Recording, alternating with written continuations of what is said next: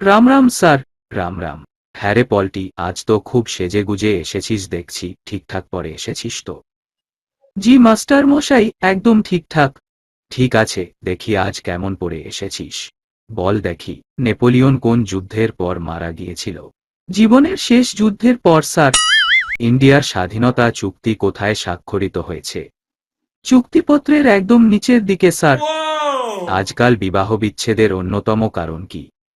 বিবাহ মানে ম্যারেজ। আবার ইংরেজিও বলছিস হতভাগা।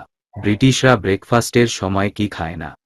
এটো খুবই সহজ, লাঞ্চ ও ডিনার। আমাকে তুই পাগল করেই ছাড়বি দেখছি। একটি নিখুঁত অর্ধেক আপেল দেখতে কিসের মতো? ভালো করে ভেবে বলিস। বাকি অর্ধেকটার মতো হবে স্যার। কোন মানুষ কোন পদ্ধতিতে না ঘুমিয়ে 8 দিন কাটাতে পারে? 8 রাত ঘুমিয়ে।